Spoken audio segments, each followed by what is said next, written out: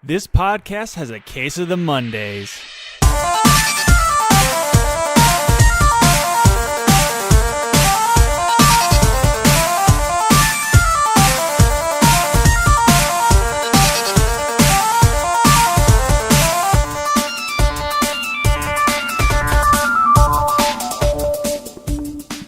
Hello, everybody. My name's Craig. And I'm Brian. And I'm Burke.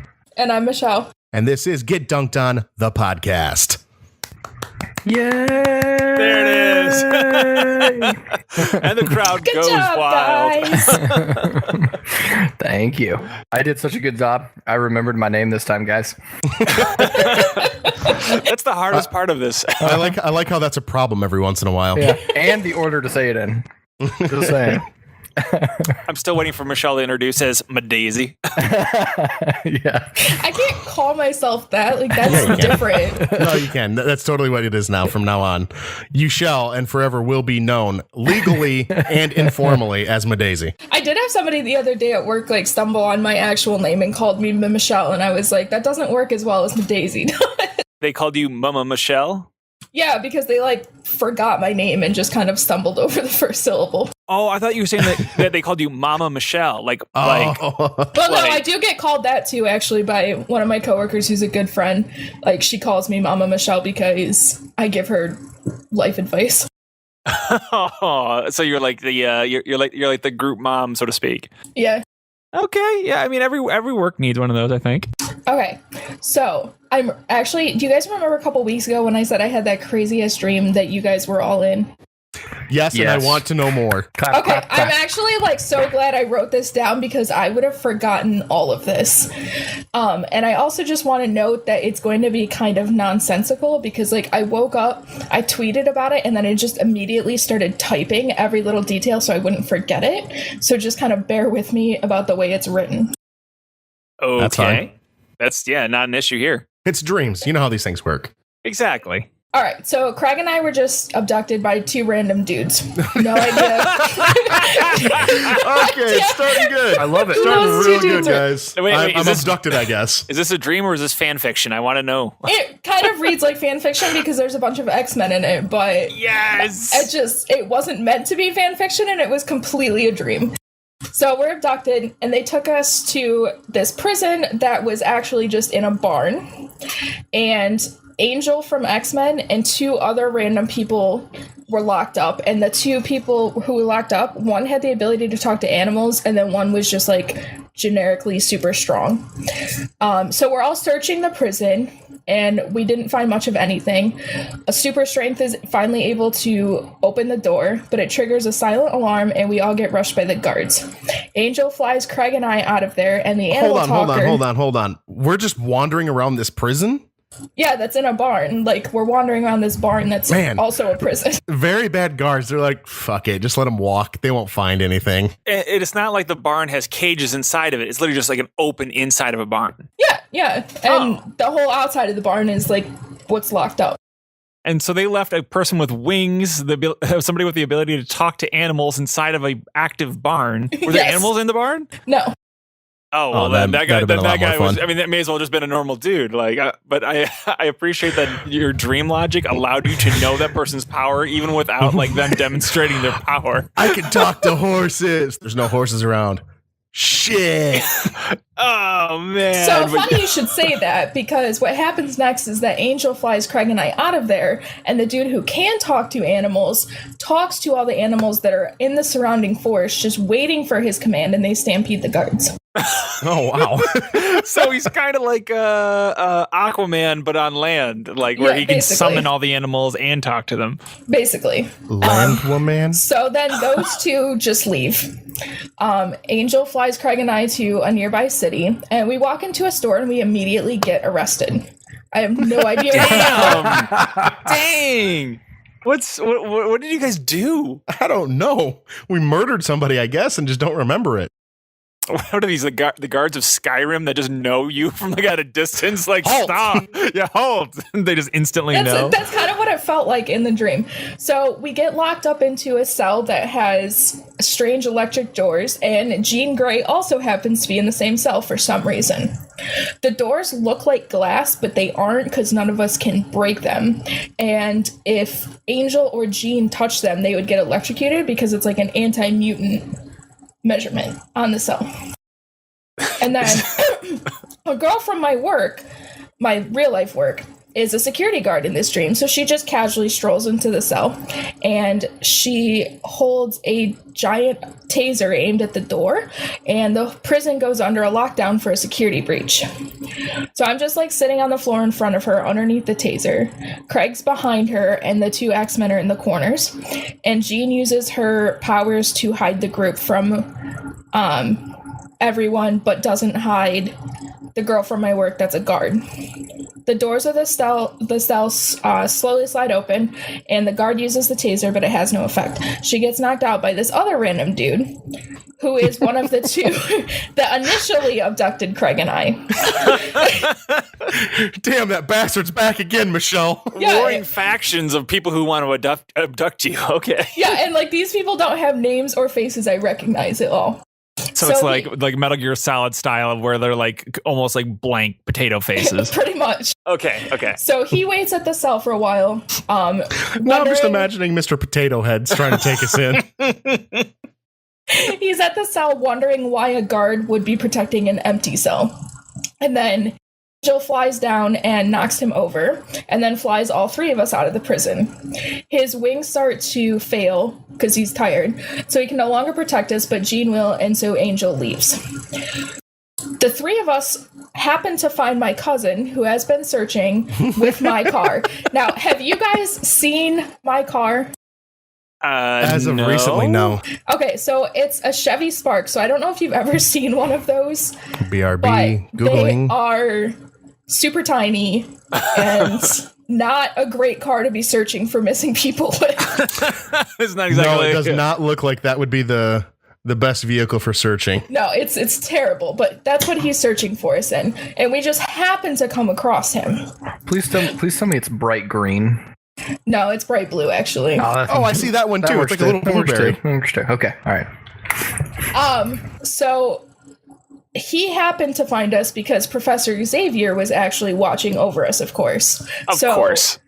He had sent him because the anti-mutant measures around the area, were too much for the X-Men, but my cousin, as a normal person, could get close. This is so in-depth. And he was already searching for us, so it was just super convenient. So we drive for quite a while uneventfully, camping a few times and stopping for supplies. We do not get arrested in stores again.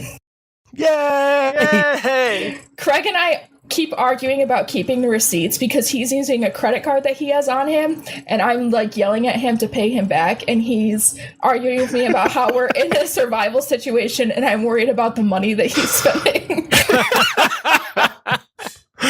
That's probably very true. I'd be like, who the shit cares? Let's just get over. First of all, I don't think I'd be using a credit card. That sounds terrible. When you're trying to run from people. That actually becomes relevant. Oh, okay, good. okay. But yeah, Continuity, folks. So we're arguing about this continuously. Jean gets a message from Professor that we're safe, and we need to get my cousin out of the situation because my aunt and uncle are pissed that he left in the middle of dinner. So that I think came up because that same night that I had this dream, I was on social media bitching about how people care so much about proper table etiquette, and so I think that's where that part of them getting mad that he left in the middle of dinner came in. Bleed over, Don't you go out there and fucking look for your fucking cousin. You sit back down, you finish the spaghetti. If you don't finish everything on your plate, then you can go fight mutants. But not before you finish your vegetables. All right, so Jean Grey leaves with my cousin to get him safely back. A cop approaches Craig and I and starts asking random questions, so we just low-key get our stuff and leave. The cop follows us for a while outside the town limits, so we get suspicious and I decide to floor it. And apparently my tiny little car is able to just, easily get way ahead of this cop on these hilly roads. And he starts chasing us, but the cop is taken out by an orange Dodge Charger with a black and red stripe painted around the bottom. So it sort of looks like a German flag, but orange instead of yellow. Yeah, it's pretty hideous. Okay. I was gonna say kind of sounds like the Dukes of Hazzard a little Yeah, bit, yeah, but that's where I was going. Yeah, it's but it's like a modern Dodge Charger. So, so we're kind of relieved because the cop's gone, but then we see black Dodge Chargers with the reverse color of stripes following us. Fucking Michael Bay's chasing us, if I know anything. So there's one ahead and one behind and one coming from like the opposite direction, and they all get like kind of around us at the same time.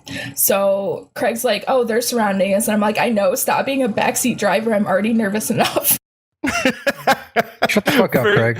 first I know, you two are right? arguing about the price point, and next thing you know, you're backseat driving. It's like, oh, Yeah, God. like, this I don't know how like we're getting to the survival situation because we're arguing about the dumbest shit. I'm still wondering why you guys are even being chased, considering that neither of you are mutants in this scenario, or at least so far. This is probably still what would happen, though. It would be totally just like me arguing the stupid shit, the most stupid shit ever, while there's a crisis going on. I fully believe this would happen. So I start to do like a few tests, like slowing down, speeding up, and finding that the cars do the same so that they keep the same relative position. And the one that's going in the opposite direction appears every few minutes because apparently it's taking some kind of loop that keeps ending up back on this road that we're on. So we're in a heavily populated area, but we can see a few miles down the flat road that the road gets hilly again, and it's completely rural and farmland. Craig is fiddling with my computerized radio, and it irritates me, apparently. But I just let it go because I'm forming a plan of what we're going to do. No, we're going to listen to some good jams while we're doing this. No, like you're trying to access like the computer inside of it. Like you're not the radio itself, but like you're trying to tear it apart to get to the computer inside the radio. No, that makes more sense. Yeah, I like that one. So I hear Professor X say that Angel is returning, and I tell him he won't be able to help because there's too many of them and that I got complete control of this. You telling Professor X to like just waving Angel Yeah, off? pretty much. Okay. He says Angel is still going to be back up then, and then I see Angel kind of flying high behind us. I start driving really slow, but we still, obviously eventually reach like the rural section. As soon as the city's out of sight, I see the change in the cars. The one approaching from the other direction has stopped, and the other two are getting closer. I let them, and then I floor it and shoot forward, so where the much faster Chargers quickly turn and come from both directions. I slam on the brake at a key moment and quickly pull a U-turn back to the city, and those two crash. Transporter Michelle. Yeah, like I had this under control. It wasn't lying to Professor X. Michelle Statham. Again, all in my real life tiny little car there. So three more of the same Chargers appear, and they start blocking the road. So I turn again and go back in the direction of the rural land. And two more of them crash. I don't know why. And then it seems like they lose interest after that second crash. So we go for a while and we reach another small town. We get gas and supplies. They're just like GTA cops. Yeah, like, pretty it's been too long. Never mind, we're done. Yeah, pretty much. So we get gas and supplies, and we find like the shittiest motel in this city. And we hide the car, and we go into the motel and like close all the curtains to keep out of sight. Craig peers out the window, and we see one of the other Dodge Chargers, but it doesn't go anywhere like near where we are, so we don't think we don't think too much of it. And then we start talking about how Sarah and John must be feeling right now.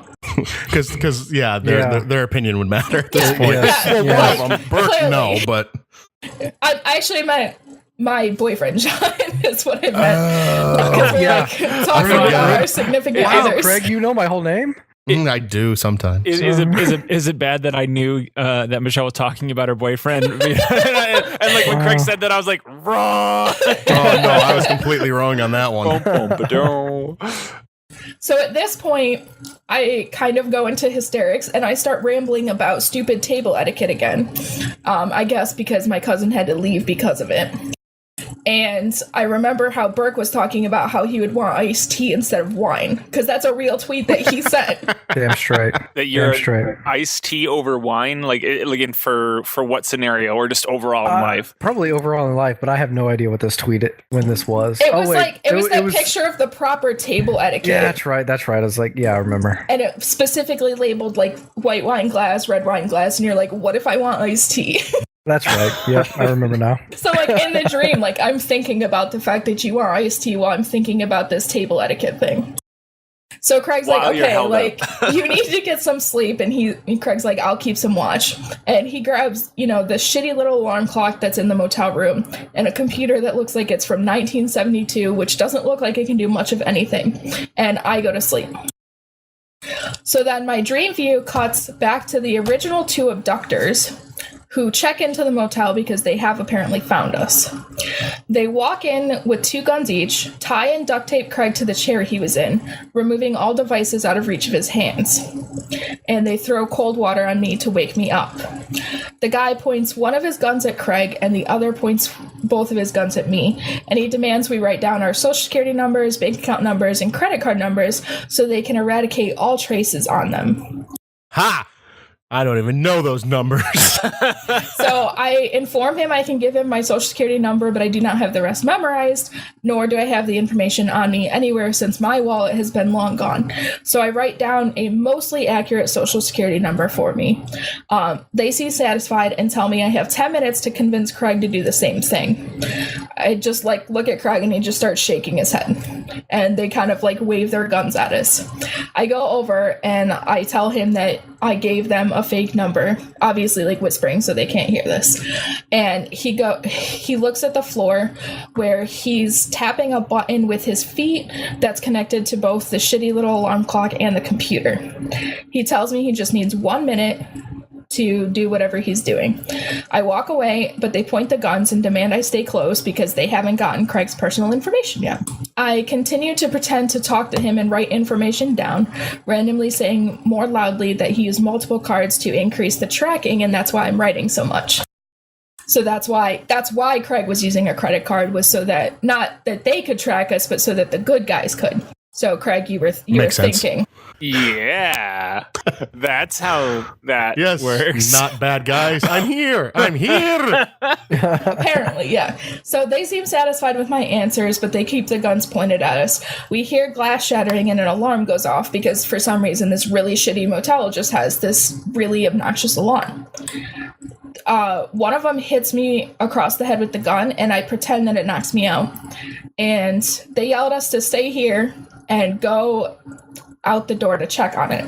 I open my eyes just a little bit when I see that 2 cops have somehow gotten the guns away from the guys and now have them at gunpoint. I get up and free Craig before I start bursting into tears because I'm obviously in hysterics at this point.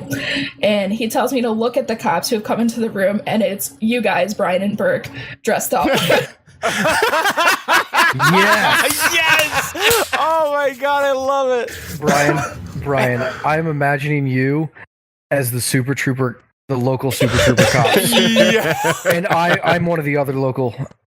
And oh yes. Oh my god, can we just have is there a spin-off dream that we can do next week? Of just Burke and I being Not yet, cops? but this dream still isn't done. Oh Lord. Wow. What else did we get into? So I start laughing while I'm crying, and we all have a group hug, and I'm like, oh my god, thank you guys so much. And then Angel comes back again and tells us to hang on. God damn it, Angel. The 2 guys had somehow gotten away, but they're met by a giant SWAT force for having drugs that Jean Grey is making the officers think they can see on these guys, and the Angel's going to plant for real when he can. So I think Professor... Holy shit, this is some backwoods stuff now. We're going to take these fuckers down. We're going to plant evidence. Angel has access to narcotics, apparently. So I just say out loud, he just flies back from Colombia with it. Yeah, I'm thanks, Professor X, because I'm assuming that he can hear me. And Craig explains that because my car has the computer in it, it detected a GPS tracker because Craig was hacking it, so he knew that they were going to eventually find us. he says he took the GPS tracker off while we were hiding the car and hooked it up to that radio and computer to send out the encoded messages to Brian and Burke because he had their contact info memorized. Nobody else's. That's the only contact info he knew by heart. This is so fuck my wife. I'm gonna remember Burke and Brian here. Damn right. Well, we're the cops, son. So, you guys were actually cops, so you were just dressed up, Brian. Oh, You guys went to the costume store and got cop outfits. I was so hoping that in this fictional world, Burke and I were like the buddy cop scenario No, where like, you guys literally like dressed up as cops and were badass enough to do better than the actual cops did. hell yeah, I'm okay with that too. Don't get me wrong. Yeah, so then Craig explains that he sent our coordinates, a brief explanation, etc., and that the button you were pressing with the foot was to continuously send out the signal. He tells me that there's a bomb in the car that has about 2 hours left, and that I need to abandon my car. And I say it's a good car and I don't want to, but I need to at least get my stuff out of it. So he says he already did. And I'm like, you probably missed an area. So we start arguing about that. Burke and I are having a beer because we nailed it. we get all my stuff out of the car because Craig did in fact miss a spot. And then Man, I'm really hacking all this shit together, but looking through a car, it's just not my expertise. And then we put it in Brian's red convertible and then we leave. And that's when I woke up. Wow. Yes. So Not that was only that am I dream I badass, had. but I drive a red convertible. Hell yeah. Yeah, that was the dream I had the night we last recorded. Wow. That was a ride. That's a trip. That was a ride. That is an absolute trip. I know, Brian, you have a lot of, not crazy, or at least you used to have these really crazy dreams. And it's one of those things where, I mean, how much do you actually remember your dreams, Michelle? How often? I remember a lot of them in the morning, but if I don't write them down immediately, I will forget them. See, I'm at I don't remember them hardly ever. Even when I wake up initially, I don't remember them.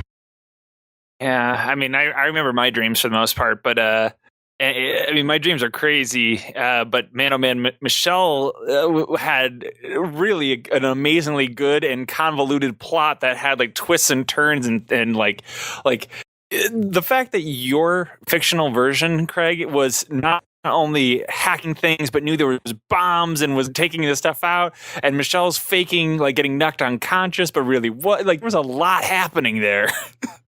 There was a ton happening. Yeah. Yes. Yeah, that's the thing. The detail is what gets me. Is that like, I mean, like I'll remember my dreams be like, yeah, I punched a guy so hard he like exploded, like whatever, you know. But like this version is like so in depth. Yeah, and the thing is like I remember like when I woke up, I remember those little details, and I'm like, why am I remembering that? But I can't remember like why we were abducted or what they actually wanted with anything. But I remember all the little steps after that. Yeah, and I just also love the fact that Burke and I were able to apparently not only find a cop uniforms, but we're able to bust in like badasses. And decently quickly, too. Because you got Craig's encoded messages, you know, decoded them, figured it out, and used a GPS to find us.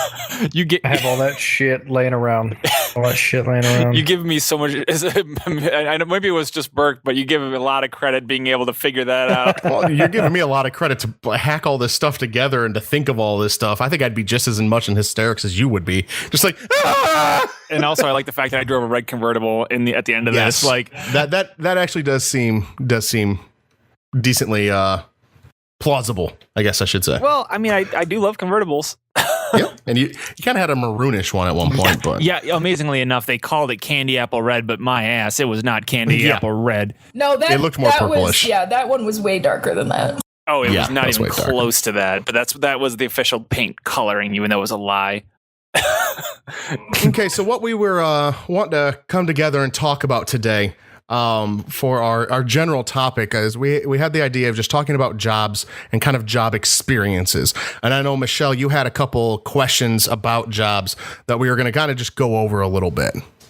Yes. So the first thing that I was curious of is I just wanted everyone to just talk about the worst job you guys have had. Okay. That one's easy.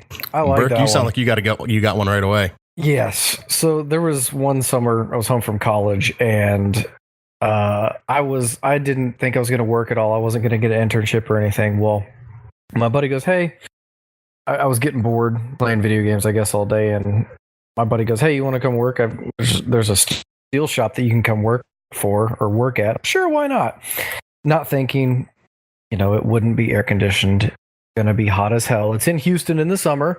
Yeah, a bunch of these factors. But so anyways, I go into the interview, and this is the interview question is, have you ever worked or have you ever, worked with metal before? I was like, I've worked with a lot of wood stuff. And he goes, what is this plus this? And what is a radius? And he asked me all these little questions. I was like, this, and this. And he goes, all right, you're good. And he goes, and it was like questions, very simple questions. He goes, all right, last question. Afraid of blood? And I look at him, and I'm like, no. He goes, okay, you're hired. I was like, oh shit, what did I get myself into? He goes, all right, you start tomorrow. All right. Come in tomorrow, and I come in, jeans and shitty t-shirt and work boots. First, I'm not kidding, the first hour I was there, I was fixing someone's screw up, and basically a piece of sheet metal flew up, hit the bottom of my nose and cut me from my nose all the way past my lips, all the way down basically to my chin. And blood was everywhere. Yeah, it was everywhere. I'm like, well, I guess it's a good thing I'm not scared of blood. And like that was day one. And like every day I would come home and it looked like I just cut myself just because it was sheet metal. Oh my God. And not to mention, they were doing basically air conditioning parts, so there was also fiberglass in the air. So you would get cuts, and then you get fiberglass in them, and it was itchy, and God. It was 100 degrees and 100% humidity, and no AC, and it was that was probably one of the worst jobs I've ever had. Granted, I absolutely loved it. I was in really good shape, but I didn't even last the whole summer because I actually got an IT internship where I sat down at a desk and did absolutely nothing else standing for the rest of my life. And now I'm fat. but it's the job that you get to tell your grandkids about. Like, I working with sheet metal, and back in my day, it was fun. It was a lot of fun. Don't get me wrong. Like, I still drive by the place every once in a while, and they still know me. So it's kind of fun seeing them. So it's just a crazy story. I really don't have too much of a bad work situation where like the job itself was like, this is just stupid, terrible. I've had times where it was annoying and whatnot, and I've had ones that I considered like the worst job that I did have, but none of them were so bad where it was like, holy crap. Like in all honesty, the worst one that I feel like I had, the one that leaves the biggest, where I look at it and I go, that was bad. I did not like doing that job. I don't want to go back to that. It was just a normal sales position. It was actually the position I just left, where I was selling a product for a company, and I would travel around the country basically doing selling for this company. And the main thing was I just hated the people I was working for, and I had no passion for what I was selling. And so it just ended up, this is completely boring, but it just was the most, like, I just didn't care. And so it was just like this time waster type thing where I felt more accomplished and I felt better. Like when I was a kid in between school years, and I was working for a city and doing like roads, like repaving roads or redoing the mulch for all the, the publicly owned spaces where the trees would be in the medians of the roads and stuff like that. Mm-hmm. Like I had more fun doing that, and it was a happier environment than like a sales position that I had when I was, 27, 28 years old. So mine's not really all that fun. It just no blood involved in yours. There's no blood. It just wasn't. I didn't like the people I worked for. Gotcha. Well, I mean, Burke's is kind of hard to top considering his had flying metal. Yeah, yes. Burke's is way more tragic than mine is. What's yours then, Michelle? Mine is just working at Cold Stone Creamery was the absolute worst job I've ever had. Did you sing? Oh. Yeah, and it fucking sucked ass. Dude, sorry. I can't picture you doing the little sing-along. Man, I worked at Marble Slab, and that was one of my favorite jobs. Besides all the drama, but I got free ice cream all the time. Yeah, I mean, like, the 50% discount was nice, but, like, the hours... You only got 50% discount? Yeah. I would have been pissed, too. I got free ice cream all the fucking time. Like, the hours sucked, and the stupid songs sucked, and people were... I mean, I've worked in public jobs my whole life, and like the people for Cold Stone Creamery were just the rudest of the rude. They were just awful. And I got fired. There was a frozen pizza recall for potential E. coli. I had eaten said frozen pizzas, and I wasn't feeling good anyway, so I was going to my doctor to make sure I didn't have E. coli, and Cold Stone fired me. Wow. That's low. That's a low price. That's a low. So smart. Like at that point, She's like, I thought I had E. coli. That's a low price. Really? And Craig's gonna get punched. yeah. So, but by that point, like everyone's like, "Oh, you can sue them," and I'm like, "I got 4 hours a week. Like, I don't even care anymore about this." So, Oh man. See, I guess once again, mine doesn't really compare to getting E. coli or getting metal in the face. But the job that I hated the most was I worked at a movie theater, and I did that for about 3.5, 4 months or something like that. And it has to be my least favorite job because I felt white hot embarrassment anytime anyone walked in the front door, because I had to. I didn't want to work in the front. I had no interest in working at the cash register. I hate working with money in the sense of like making sure I get the exact amount back, because then you have to deal with the general public a bit more. I wanted to be an usher, but apparently you can't be an usher without at least a month and a half of experience. And I was like, this is nonsense. Why wouldn't it make more sense to put the inexperienced guys in the back and the ones who are experienced in the front? But whatever, I played ball, and I hated it. I hated every second of it. Anytime people would come in, I'd be people I know, and I had this like, I don't know, like the only way I could describe it is I felt like ashamed that I was working there for some reason. Like I just had this mental barrier. Like I was like, this is one of those things. I'm like, I'm seeing all these people, and it ate at me. And the fact that I was making less than minimum wage because they had a loophole in the system where they said, well, technically it's a training period, so you don't get minimum wage until you've put in like over I forgot, like 90 days of service, and Wow. then we'll bump you up to minimum wage. And so I was making no money. There was no benefit to it. I got I got to see one free movie like a month, at best. And it was just, I hated it. I hated every part of it. I couldn't stand that job. And at the end of the day, when I eventually quit there, it was one of those things I was like, this is the best thing I could do, is just walk away from this, because I was angry. I don't know. Yeah. Just wow. Yeah. But I've had a lot of jobs. That's just the one that I can look back on and say I hated the most. I do have some funny experiences. Some people from working in a retail environment that I've had to deal with, and I know Michelle's probably got some too. I'm trying to think of one that I'm allowed to tell. I got plenty that I'm allowed to tell, I think.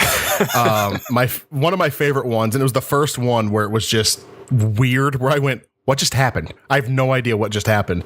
I was working in a road show for the company I was working for, doing sales, like a retail type sale thing. And we are down in San Antonio, and we're actually working in the where the San Antonio Spurs play. I can't remember, like the Alamo Dome, I believe it is. And we're like on the floor, which the Spurs are an NBA basketball team. And so we're like on the floor, obviously all the courts up, because they're not going to let people just walk around on their perfect court.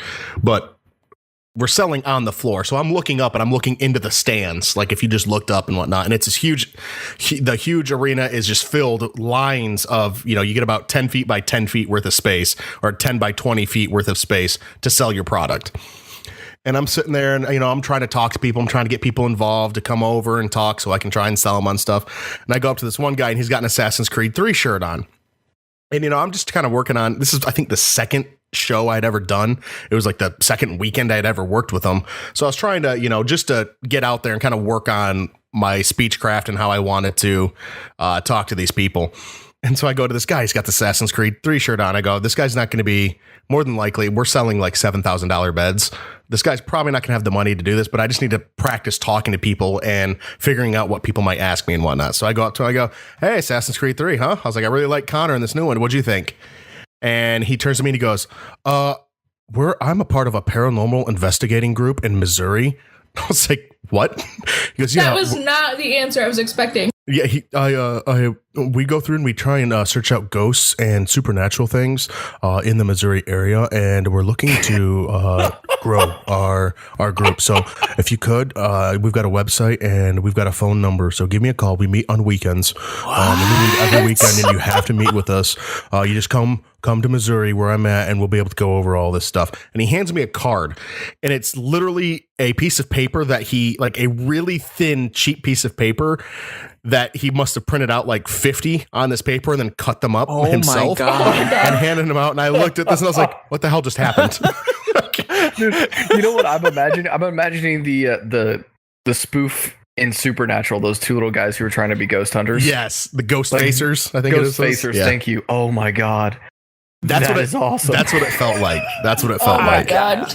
I see, and I hear the story, and I picture it like you went up to him to sell him a product, and then you're the one who gets sold on something, and like next thing you know, you're in this dude's basement at the meeting. Like, what happened? Why am I here?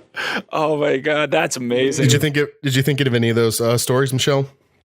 I mean, it's not very long, but one that came to mind that I know is safe to tell that I'm not violating any rules for.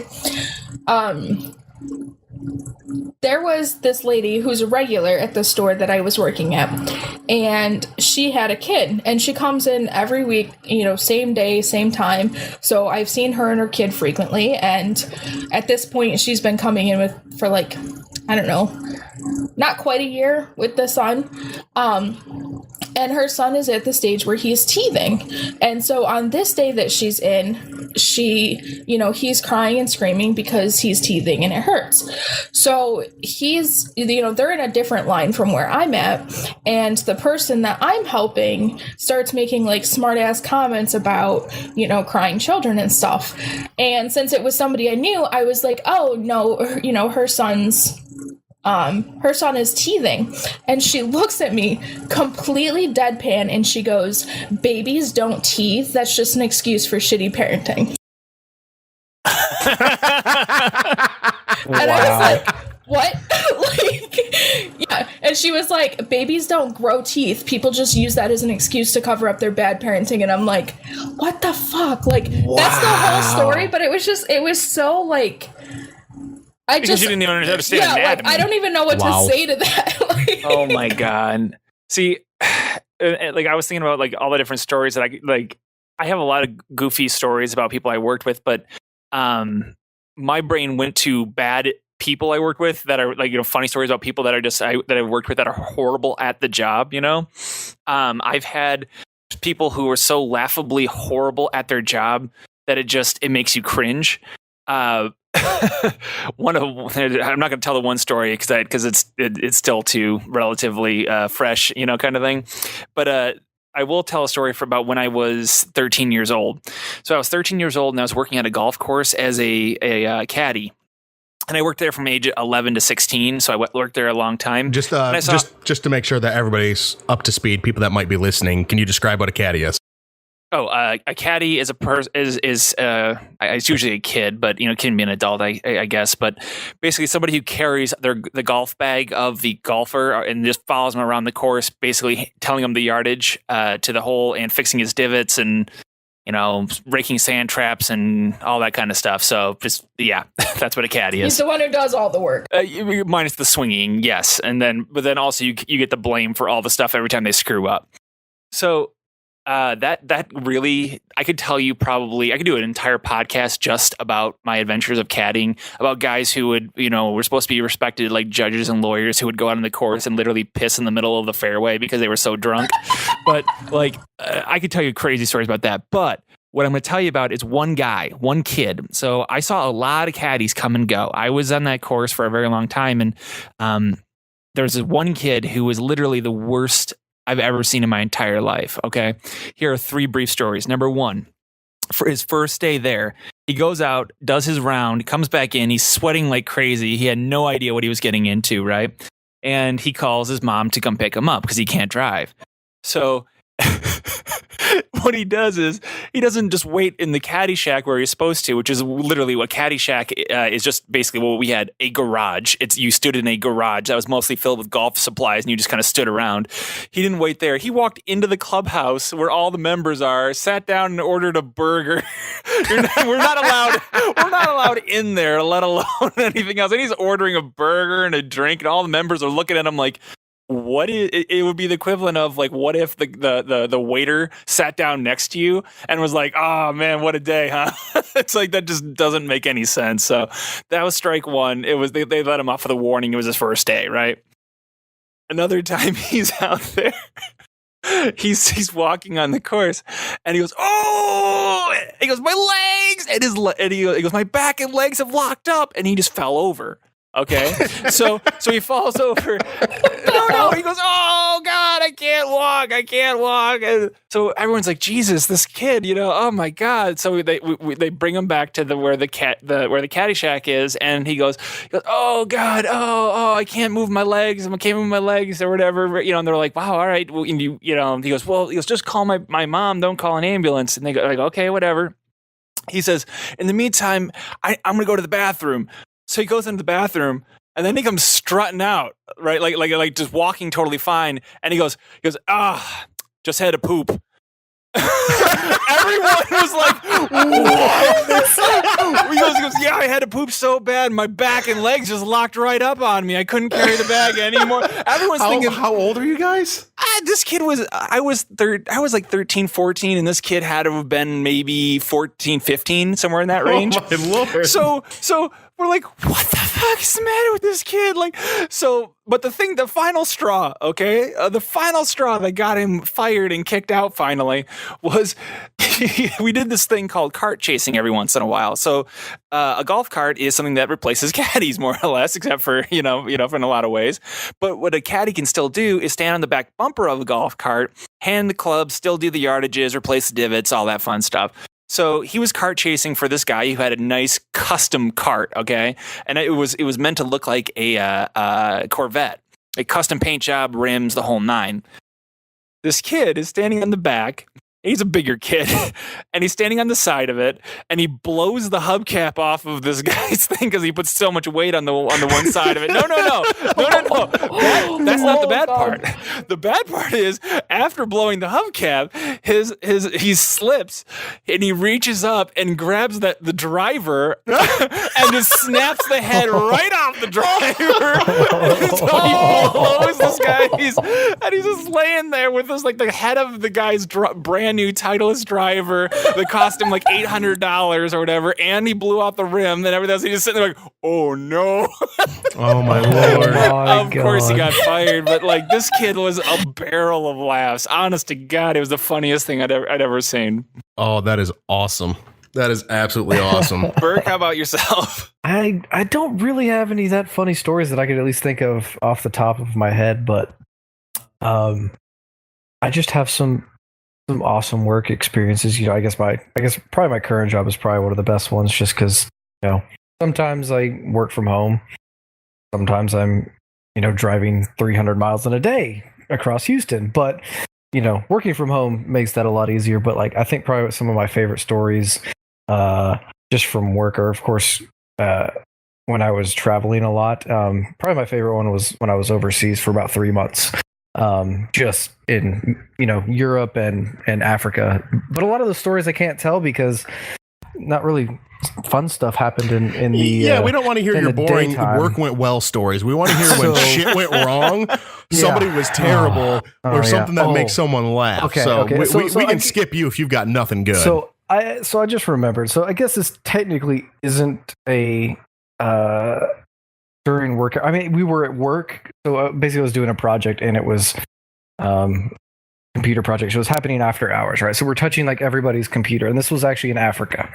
Well, so we're in a country where it's a republic / it's supposed to be a democratic, but it's actually a dictatorship. One of those countries. Well, the basically the companies who work there, they have to hire local people to work there, and a lot of the local people know people from the government.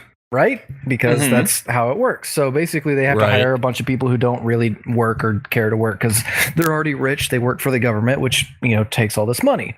So, anyways, we continue on, and I meet this guy who's like the, I don't know, vice president's or head of state's son or something like that. Some in the upper echelons of this government, his son, and no one can get this guy to work. Well, I just I'll see what I can do. Become his friend. End up catching the guy getting a blowjob in a company truck. What? Yeah. Holy shit. And so I can't do anything, Mhm. but he comes in and he looks at me. I was like, "Did you have fun in that truck?" I've never seen a black man turn red. This guy was red, like, oh my goodness, like he was so embarrassed. Like, and I'm like, this guy could have me killed if he wanted to, kind of thing. And I'm like, dude, I don't really care. And after that point, we became like best friends for the next month we were there, just hanging out, doing everything. And one time he goes, "Hey, can you hold this bag for me?" And I was like, "Sure, man, I'll hold it." He goes, "Yeah, just keep it. I don't want it. Just don't let it leave your sight." I was like, not thinking anything of it. Okay, I'm not moving out of this conference room anyway. So he comes back, he does some stuff, comes back a few hours later. He goes, "All right, hey, where's the bag?" And I hand it to him. He goes, "Did you look at it?" I go, "No." He opens it up. It's probably $300,000 in cash.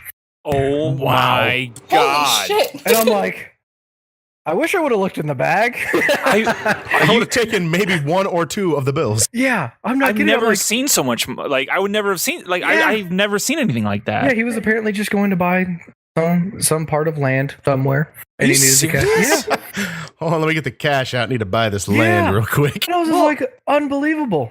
But yeah, I mean, if I see $100, like I freak out. Like I'm like, woo, Benjamin! Like it's a big deal. Like so It to see was- that many, I probably would have just drooled. Oh, yeah, So, it was nuts. Actually, speaking of Benjamins, I've got something for you guys this week. ooh, okay. So I You're started handing out doing. Benjamins to us. I wish. Yes. So I started doing some research because I wanted to come up with like a fun little quiz for us to do about jobs in general.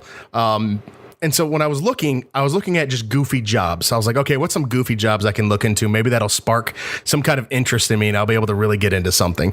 And I found one, and it was somebody that his job is an iceberg mover. What? Iceberg mover. Nice. Okay. So I don't know how to say this guy's name completely correctly. So if I mess up some of the names, I'm sorry. I'm just going to keep going with it. But Georges Mogan was enlisted by this prince, Muhammad al-Faisal, and he was a nephew of a Saudi king. And along with some other engineers and other some explorers and this and whatnot, they started this company called the Iceberg Transport International. So They were trying to figure out how to move icebergs. And this is before. I'm guessing this was before 1912. Yes. Smart joke. Yes. So I'm not sure if it was that. No, actually, it wasn't before 1912. I'm so sorry. But they're trying to figure out how to move them so that they could use some of this ice to start doling out as, like ice that you would put in a drink or like water, fresh water for people in different countries and whatnot. So they're trying to figure out a way to get a profit out of this. So initially what they were going to do was the first thing he tried to do was he's going to wrap an iceberg with 100 million ton iceberg with a sailcloth and plastic and just start tugging the iceberg along. That was their initial idea. And this was going to cost them like over $100 million to do so. And he proved that he could do it because he moved a 2-ton, quote, mini iceberg from Alaska all the way to Iowa via like ships, helicopters, planes, and then, trucks. And he filled all these delegates of this Iowa iceberg conference or whatever it was. I can't remember what the name was, but he filled all their delegates with ice from that iceberg. And he was showing them like, hey, look, I can do this. I can move this stuff. And he said he could eventually have an iceberg the size of Arabia within like 3 years, but this completely didn't happen. When he presented this to the Iowa Iceberg Conference in 1977, as they sipped on the iceberg chilled drinks. They basically flipped out over the price because it cost them over $100 million to do so. And they're like, why would we even want to do this? It's 1977. We have refrigerators. And so they pretty much didn't do it. But the guy ends up finding a niche in moving icebergs to make sure that sail routes are still available, like heavy traffic sail routes. And what kind of brought me into that was like when I was saying the initial connection over to this segment is the cash that it cost for them to do it. They don't have an actual number on it, but he got paid handsomely to start moving these icebergs because it's a lot of work, and they actually went into a lot of science and using like the waves and the portions of the earth that have higher gravity, so it ends up making a slope of water. And to use that to move these icebergs out of the way. But when I was looking this up, because I was trying to find how much money the iceberg mover made, I stumbled upon a whole gamut of weird jobs and how much they make. Oh. So what I'm going to quiz you guys on is which job makes more money. I'm going to give you two different jobs. I'll let you hear the description of what the job is if you want. And then you all three have to lock in an answer of which one you think gets or makes more money per year. Now, if it's a job that has an hourly rate and it's not like a salary, I literally just assumed that they were able to do that job 8 hours a day for a standard year. So 2,080 hours per year. 2080. All right. 2080. Yep. So that's what I ended up doing. So Burke, you're going to be our scorekeeper. Gotcha. I'm going to go through these, and I selected them and paired them up together. So you have to think. I'm trying to see which one I'll get you guys to say during this. So you really have to think. It's not just which one is which. I'm trying to have fun with this and put together a couple of these that are, decently funny to me. Okay. All right. I like this. So Burke, what I'm going to do is whoever gets it right gets 1 point. And just so I'm clear, it's whatever job it is, it's an individual person doing that job, not the industry itself, correct? Yes, it's the individual person. Okay, just wanted to make sure. Just a retail assistant versus whatever. Doesn't matter. So, or yeah. So and on scoring, you said lock an answer in. So I could say, lawnmower, and Brian could say hedge trimmer. And yep, and then Michelle says lawnmower as well. And then if the answer is hedge trimmer, Brian gets the point. Okay. If it was lawnmower, both, then you both would get a point. All right, making sure. Yep. Makes sense. Yep. Okay. All right, you guys I'm are ready? excited. Yes. Okay. Yes. The first one, I wanted to start off with this one because it made me laugh, and I cannot say this. I tried so many times last week to pronounce this, and it's tough for me. So the first one is an enterostomal therapist. Enterostomy basically is what they practice. And what that is an operation, enterostomy, I'm so sorry, is an operation in which a surgeon cuts a passage into the patient's small intestine through the abdomen. And the newly created opening allows them for drainage of things that would be in the intestines and to insert like feeding tubes and stuff like this. So this is normally like a job that this is going to happen with irregularity. It's not going to be something. It's an emergency situation. It's kind of like a gastroenterologist, but not quite. Yeah. Basically, yep. And they're the person exactly that what actually. I was thinking, Brian.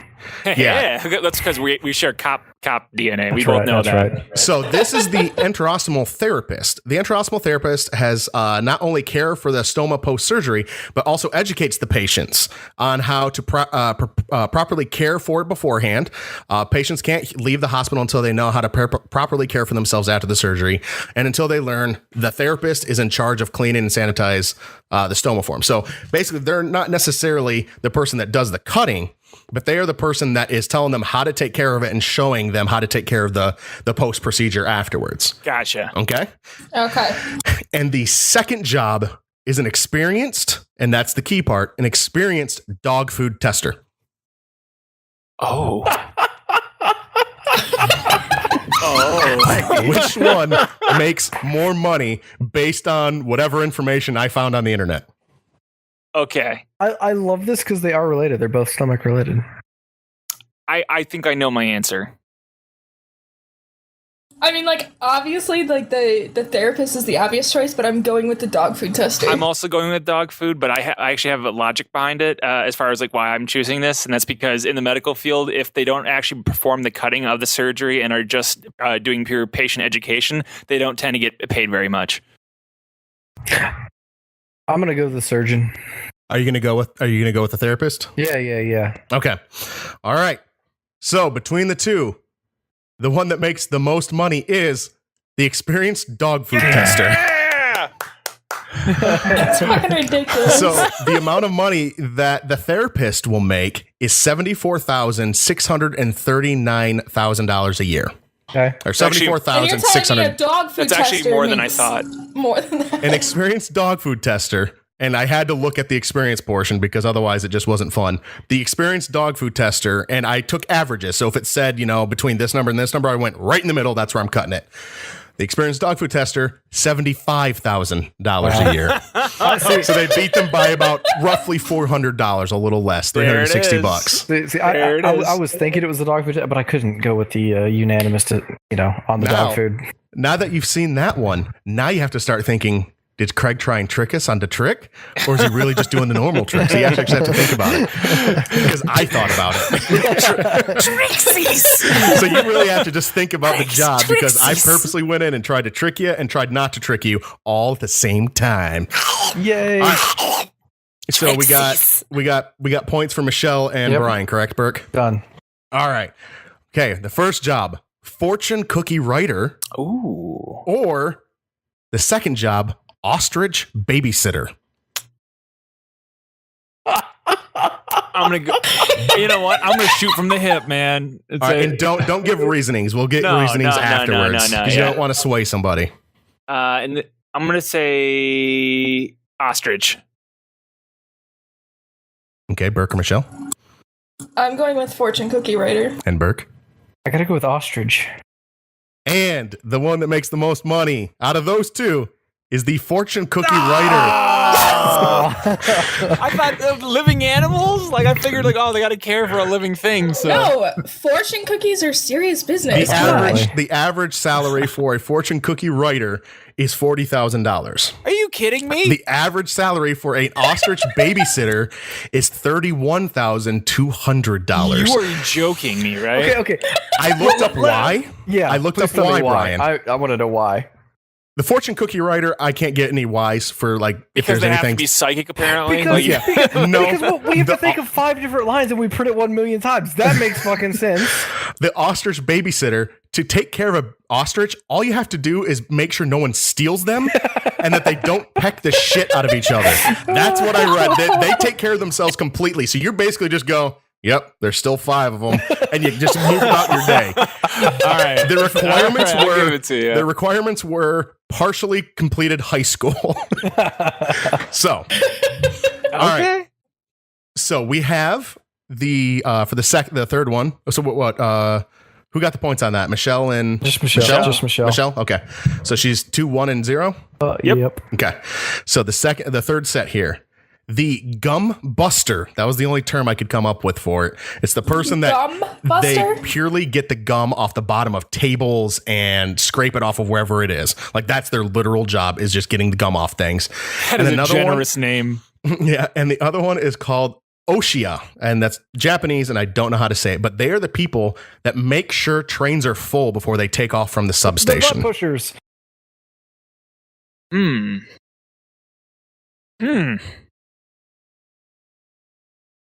I'm gonna go with gums. Gum buster. Burke's got gum buster. My initial thought was the gum as well, but I want to go with the other people. They're OSHA or whatever. Oshia. OSHA. Ryan. Butt pusher. I am going to say the gum buster. Gum buster for Michelle. And the person that makes more money is the gum buster. No, I was just going with my first instincts. I have a point. So- I had a reason for thinking that too. All right, what's your reason? I know that the Japanese are very they try not to be wasteful. So I feel like that job really isn't as important as it's sounding, because they just, want to make sure that the trains are running at full capacity to not waste, resources for it. That's roughly what I read.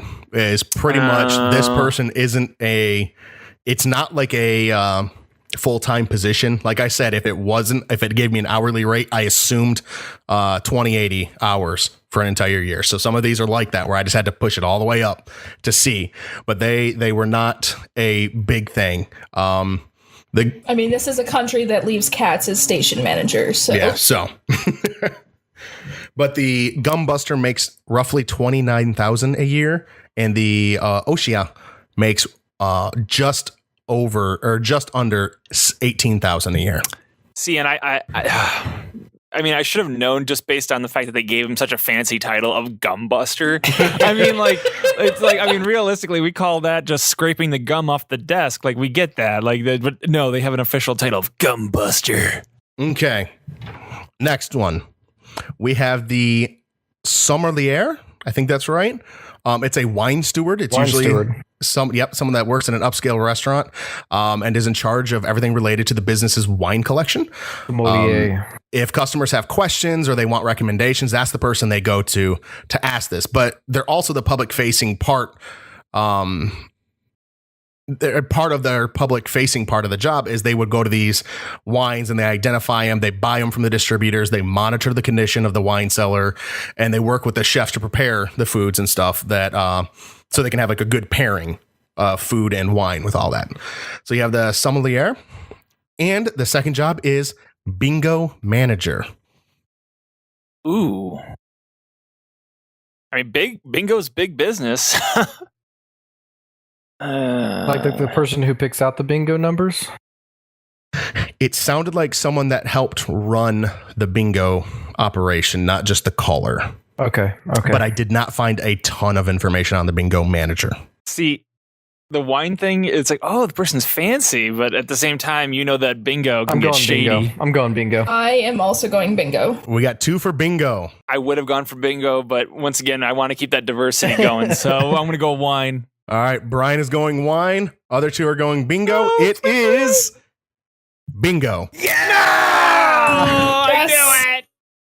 All right. So that bingo manager makes roughly $56,593 a year, and that wine steward makes roughly $50,868 a year. Yeah, to me, the wine steward just sounded like somebody who was doing all the actual work, and I was like, but they're probably not the ones actually profiting the most off of it.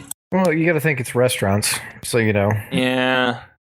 And I've worked those bingo halls before, man. They are shady. All right, you guys ready for the next one? Yes. All right, so the 2 jobs, we have a snake milker. They're the people that get the venom out of snakes. And we have the ice cream taster. Like ice cream taster in like a factory? I did not get that much information on the exact location that they work, just that they taste the ice creams to see how they taste. Yeah, I'm going to go with yes. You're going to go with yes? I'm going to go with like it's in the factory to make sure that Okay. QC manager. I'm gonna pick the ice cream tester. God dang it. See, and once again, like probably would have done that, but going for that diversity because, and I'll justify it with the fake reason I'm making up on the spot right now of it's way more dangerous to work with snakes. So clearly they deserve more money. Go ahead. So Burke, you were with ice cream taster? Is that what you settled sure, on? Why not? No, I was just wanting to make sure because you just said yes, and then I never heard an exact. I was actually going to go with the snakes. But Which one do you want to go with? I'm going with snakes. Going with snakes. The person that makes more money is the ice cream taster. Damn it. I knew because those people work for universities and private organizations. They couldn't have made that much. But it's I kept thinking snakes on a motherfucking plane. I kept thinking the ice cream taster makes roughly $56,000 a year. Holy shit. And the snake milker makes roughly $30,000 a year. So two things with that. Did you also factor in venom hunters on Discovery Channel because those guys make a lot lot more than 30,000 to be on that show? I did not factor that in. See, no, I did you not. You should have carried that. Reality TV is exempt from this quiz. No, it's reality. That's why they call it reality TV. But also the other thing is that this whole ice cream thing right here, just based on her reaction, Michelle might be thinking about getting back into the industry. I would be making significantly more money and I would be eating ice cream. Like, I'm not seeing a downside here. Oh my God, it'd be so delicious. until they come out with earwax flavor, and you have to test that out. This isn't Harry Potter. All right, you ready for the next one? Yeah. The first one is an embalmer, person that puts the embalming fluid into, shall we say, dead bodies. And the second one is... So this is a human embalmer. Yes, human embalmer. And the second one is a breath odor evaluator. I'm going with the breath first. Embalmer. I'm going to go with embalmer. So 2 with the embalmer and Michelle with the breath odor evaluator. Am I correct? Wait, can I make one statement on this? Mm-hmm. If there really is a breath person, like somebody who just sniffs your breath, like, and that is a job and that pays more than somebody who embalms bodies, I quit. Like, not this podcast, not this quiz. I mean, I just straight up quit. I'm checking out. And the person that makes more money is the breath odor evaluator. No, I'm done. See you guys.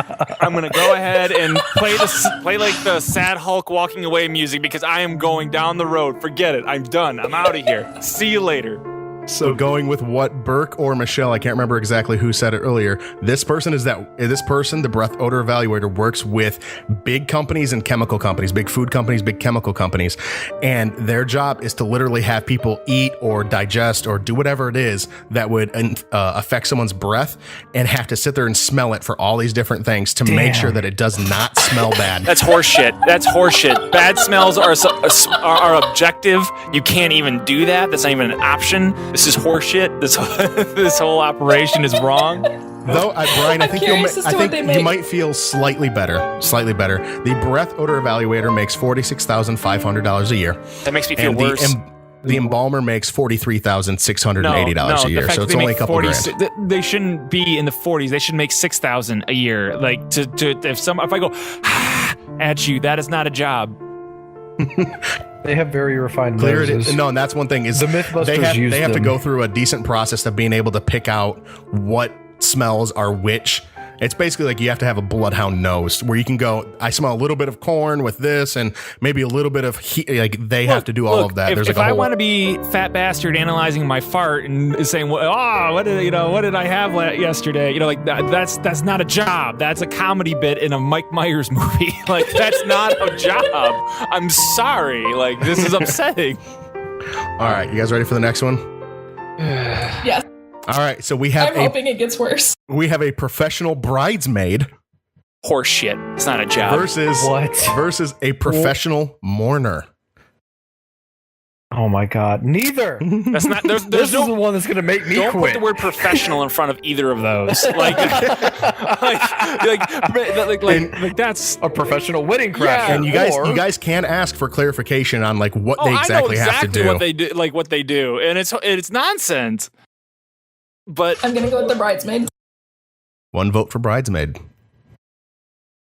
I'm gonna go with mourner. One vote for mourner. Brian. See, this is hard because both of them are so stupid.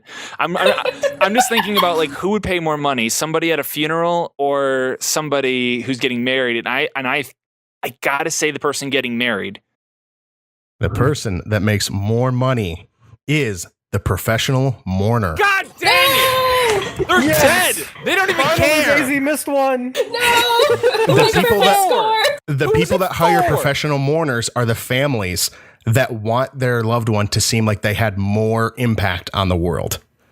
Well, yeah, that's kind of where I went. Nope. I was going on the fact that funerals tend to break people's finances, and weddings, like people just go all out. Like that was my logic, which I think was pretty similar to Brian's. Yeah, that's my only thought process on that. And if I'll tell you right now, if no one shows up at my funeral, like if there's literally 4 people standing around, I'm thrilled. Like that's great. Like let's leave it at the 4. Don't hire anybody to make me seem like what. Brian's gonna like write his will. Like don't you dare fucking hire any professional mourner. Like no, you know what I would do just to screw with people? I'd hire a magician. Just to be there by my casket and just be like, is this your card? And then people are like, why did he hire a magician at his funeral? And it's like, it was better than that or a mourner. We sided with the magician. It's way more fun. That's what I'm doing. So, one side note for the professional mourner. One of the stories somebody had was they had to completely go through and learn archery because the person that had passed away was some archery expert or something like that. Yeah, basically. And the person that was hired was supposed to be their protege, and that they got really close during all of this. That's and so like he really literally extravagant. he had to learn archery so that he could fire off arrows during the funeral. What? Dude, it totally was Oliver Queen's funeral. Basically. Oh my God. Are you kidding me? Yeah. The undercover awesome. bridesmaid is basically just a personal assistant that helps the bride set up all of their stuff, helps the wedding party set up all of their stuff, and keeps everything going. They're basically the ones that, if you've ever seen like the comedy things where it's like one of the bridesmaids has a headset on, that's kind of what they are. What? So the professional mourner makes $36,400 a year. That's, again, if they're working 8 hours a day, 250 days a year. And the professional bridesmaid is at $30,000 a year. Again, assuming that it's 8 hours a day, 250 days a year. Wow. That's awesome. Okay. So the next set, a professional queuer, or someone that waits in line for somebody else so that person can come in and take the spot when they're ready, or a person they're officially known as a chicken sexer. But what they do is they identify the sex of a baby chicken or a chick. Okay. I can no. Here's the deal. I can respect that chicken thing. Right? That I get that can make sense in the world of farming. That you need somebody to be there, like, okay, this one is going to be a hen, or a rooster, this one's going to be a hen. Like, you know what I mean? Just like I'm just laughing because I'm just waiting for Brian to get pissed off all over again. Oh, you know what's coming. Because have you seen one of the Big Bang Theories from last season where Sheldon gets all in a tizzy with it? I'm waiting for Brian to have the same reaction. See, here it comes. It's just the fact that they pay people to wait in line for you. How privileged are these people that have the money for this? Like that's just. This is okay. My answer is the chicken sexer. I better be chicken. I'm voting for chicken on principle. I'm voting for the queue. Going for the queuer. It's not professional queuer, right? It's just queuer. No, it's professional queuer. Go to hell. It is professional queuer. You're professional. I know. You want to know the reason I knew that? I kind of knew this one is because I watched a documentary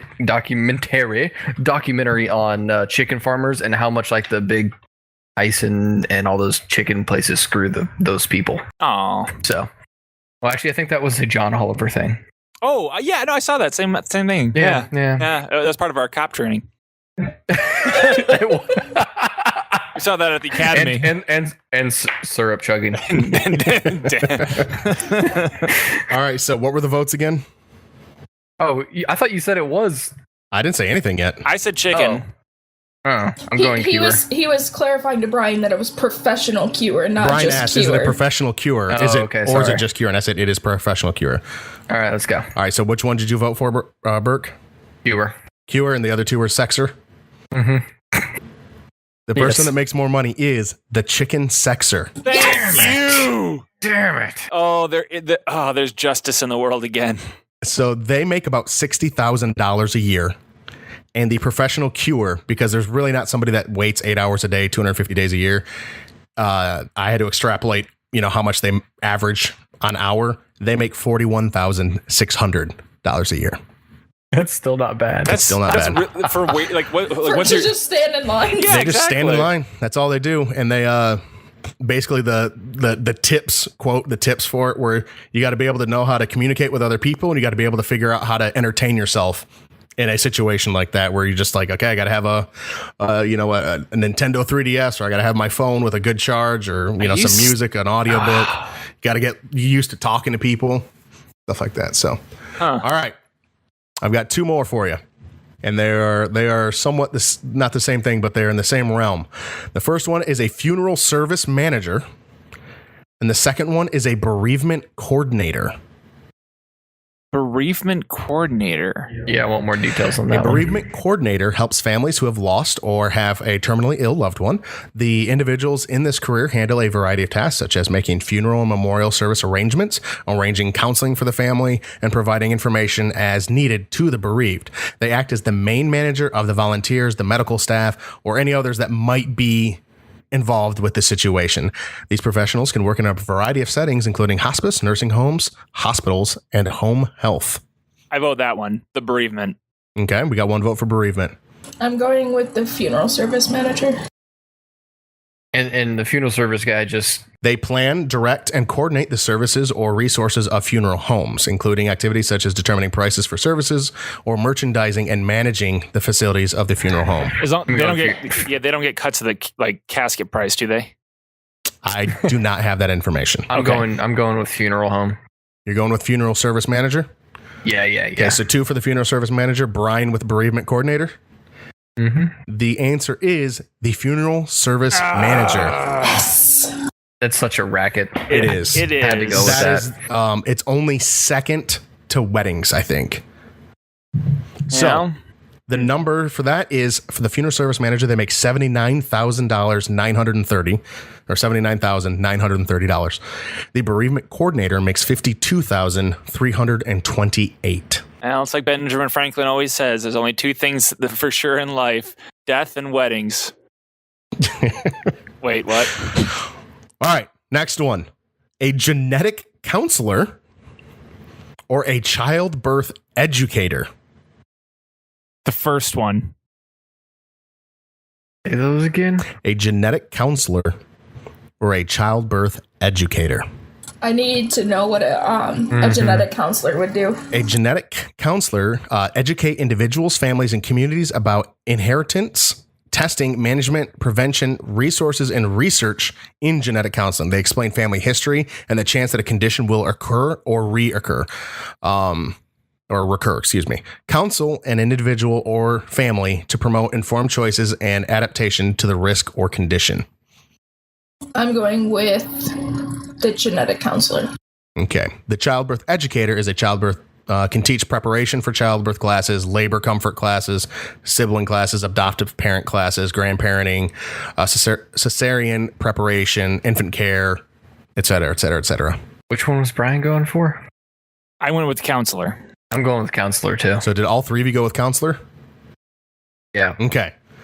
Person that makes more money is the childbirth educator. What? Now, this one is probably the closest one there is. The childbirth educator makes $56,504. The genetic counselor makes $55,820 a year. Wow. So it's very close, very close. Yeah, it's a nail biter. So I've got 5 of these left. So we have a horse rider exerciser, someone that rides and exercises horses, or someone that's a cruise ship entertainer. Cruise ship entertainer. Horse rider. Horse rider. Burke's horse rider, Michelle horse rider, Brian is cruise ship entertainer. The answer is the horse rider and exerciser. They make roughly $50,691. The cruise ship entertainer is $45,000 a year. I'm actually surprised because I heard that people on cruise ships get paid shit. I didn't even think they made that much. I had heard the same thing too. That's the entertainers, Yeah, the entertainers themselves. not really the staff. If there's one thing I've learned from this, it's that I clearly don't know the value of what jobs are. Like, this is awful. All right. Here's one that's a little bit more standard, just to help you guys out a little bit, or maybe not help out, but just be a little bit less crazy. A locomotive engineer or an elevator inspector. What was the first one? A locomotive engineer. I'm gonna go with elevator inspector. I'm gonna go with the train guy. Okay, locomotive engineer.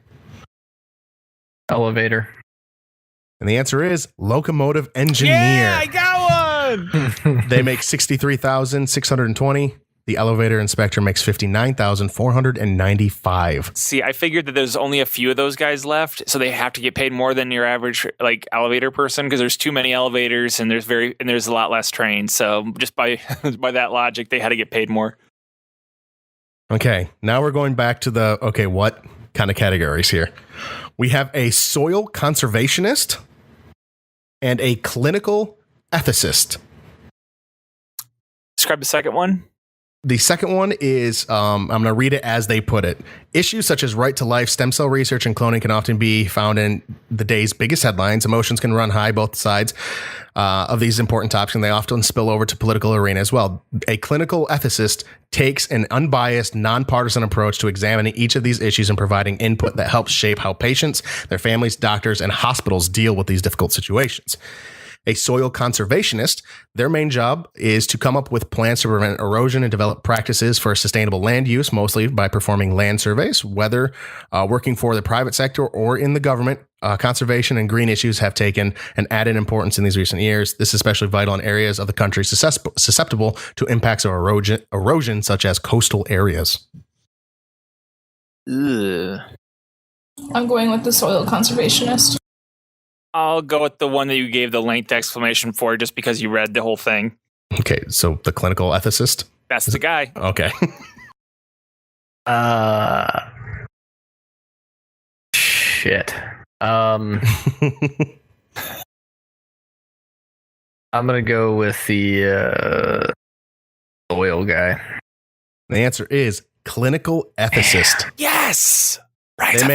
They make roughly, and this is very scarily close to the number of the beast, like 6 times over, $66,966.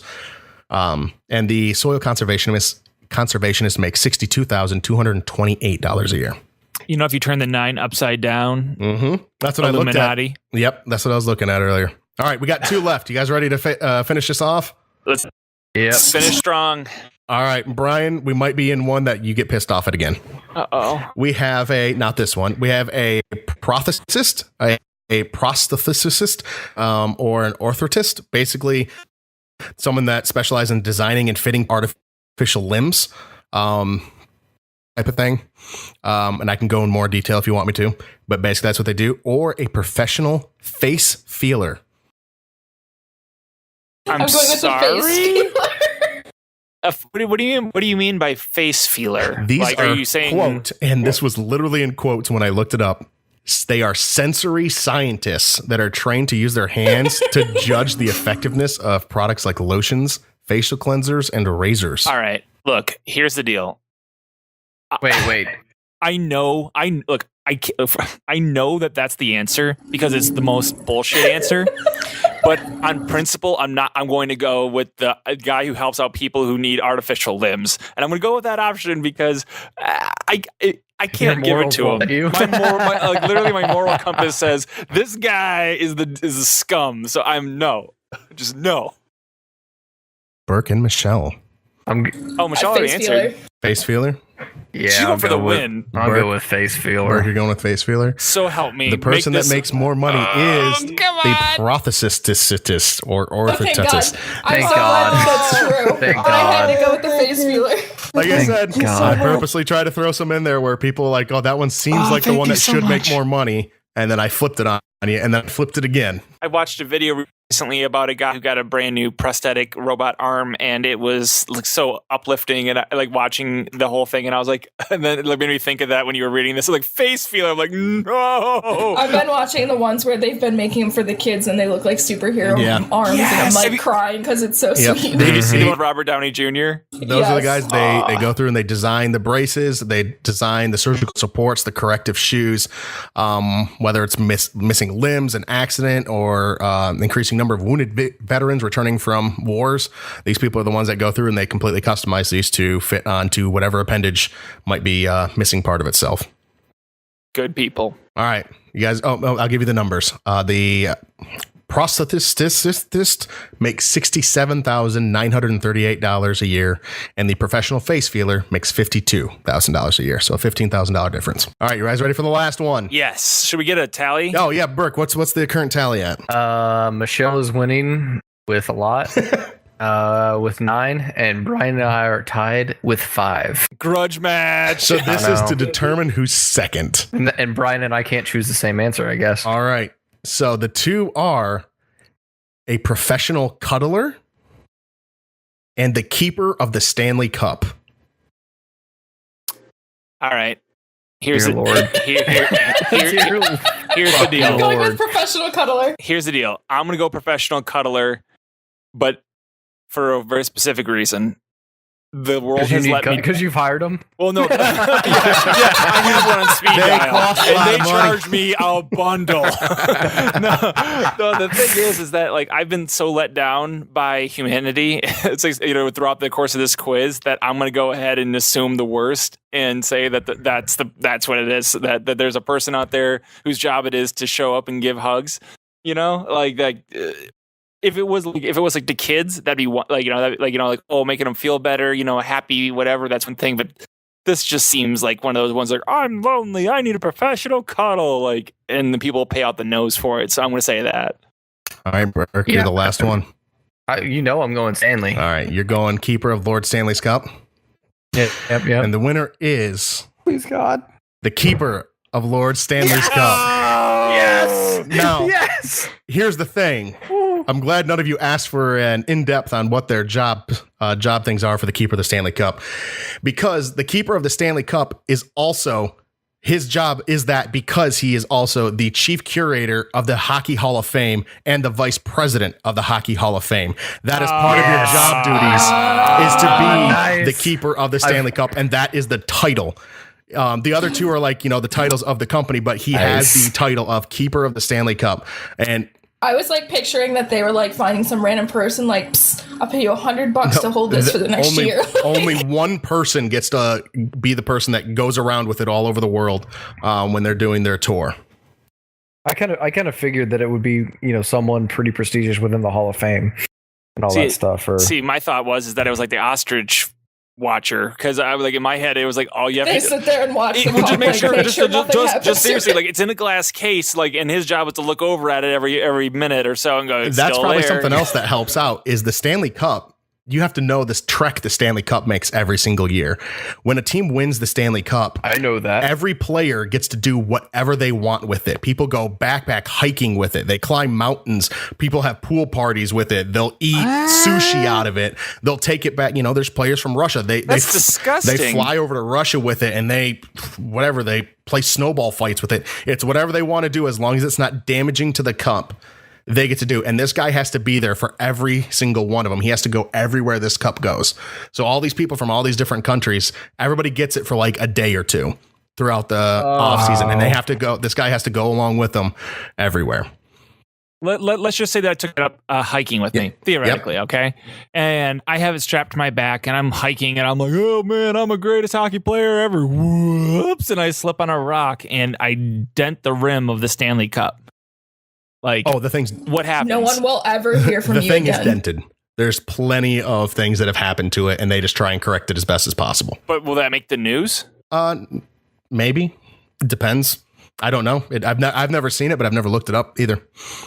I want to see a YouTube video, Stanley Cup fails. I doubt they have that. People probably didn't post it afterwards. Well, this is dumb then, because I need to see Stanley Cup fails 9 with the yakety sax music playing. Most of the time, I assume people are exceptionally careful when they are using the Stanley Cup in day-to-day activities. But if you have it around, let's just say, you said at pool parties, let's just say your uncle Earl comes over to see his nephew's Stanley Cup, and he's holding it up. He's drunk off his ass. No one is allowed to touch the cup. Oh, see, that changes things. I'm picturing people literally just whipping it around. These are all things that I just know because I grew up in hockey, but no one is allowed to touch the cup with their bare hands except for the people that won the cup.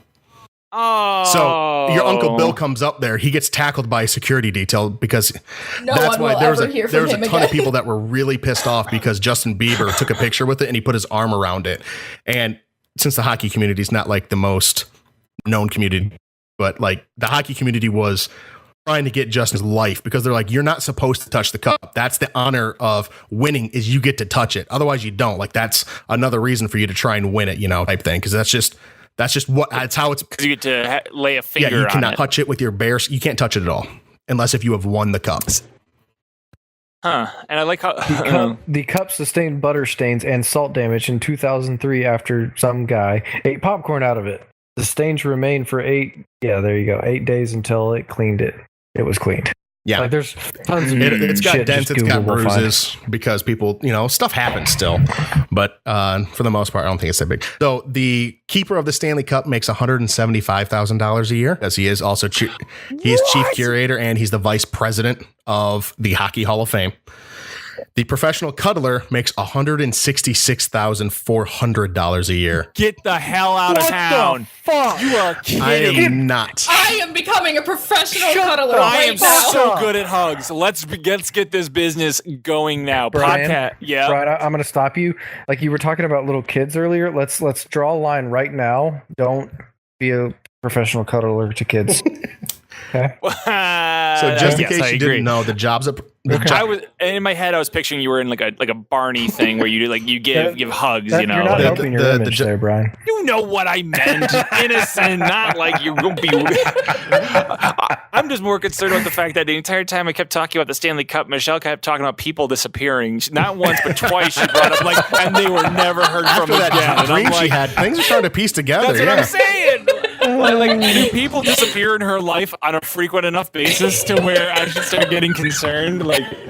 So the job description of someone that's a professional cuddler, it is kind of what you were talking about earlier, Brian. It's people that are, and I guess it's really big in Japan. It's people that do not have a girlfriend/boyfriend, though it's mainly females that are professional cuddlers. And it's basically they go and they might, in the literal sense, not in the sexual sense, they'll sleep with someone for the night while they're spooning, or they'll go through and they're there to literally basically act like a significant other for that person for however long that they can pay for them. And it fetches a decent amount of money. Again, that was an hourly wage that I had to bring out to be, to actually go into a full year. Are you serious? That's the thing. So they just show up and they're like, heard you had a long day. Let me throw my arm My guess is around it's you. kind of like a thing where it's either an app or they go, hey, I need to hire somebody, and they have whatever contact service, a website, and they go, I need to hire a cuddler for the night. And they have someone that comes out and they cuddle and they talk about their problems and they go home the next day. Oh, so there's there's talking Like I said, involved they have too. to act, It's not they just act like a concerned significant other. They cuddle with them, they talk to them, they try and calm them down. Whatever it is. There's the official title has nothing else that a significant other might do in normal situations, anything sexual, but I can't tell that if it does or not. But I'm picturing this what if the person just is you look at him, you're like, this person is not who I want to have hold me. You know what I mean? Pictures. Well, yeah, probably, I guess. But and I they mean, probably wouldn't be very good if, 3 times in a row they got called back your picture lied. So I'm assuming they probably have an accurate picture. I guess. I mean, it's just you call an Uber and you know who's coming, and it just, I don't know if I would do that for somebody I would want to share a bed with. You know what I mean? That just, it screams to me like a very dangerous sort of situation. But then again, Burke As goes, long as they show up in a Barney suit, I'm okay. well, Burke says, Just saying. Burke says, Burke and I go, we should be doing that, for a living. But I'm Instead just of being laughing. cops. Oh, no, dude. You want to quit the force for that? After need all a of our hug. years? You need a hug. But no, but here's my thought is, what if we showed up and we were the worst at the job and we acted like actual boyfriends or husbands or whatever, and you're just you walk in, you're like, hey hon, we got anything in the fridge? And you're just really, really shitty at being a helpful boyfriend. Craig did say it was majority It female. was majority female, or no, it's a majority female are the cuddlers, the people that are hiring. Yeah, that's what I meant. The people that are hiring are the men. The men are going, I need someone to cuddle with me. I'm going to pay this girl to come over here. I'm with you. I'm sorry. I misunderstood. I thought it was majority female asking for a guy. No, it's and I'm majority. Picturing a guy shows up and he's really No, shitty majority at it, men. But I guess if that's what the girl wants, I'm sure there's some kind of thing hey, this is what I'm wanting out of it. Might be what it is. Who knows? Wow. Okay. So Interesting. wow, that just sounds like an That's escort amazing. service. And you don't even have to go No. to school for that.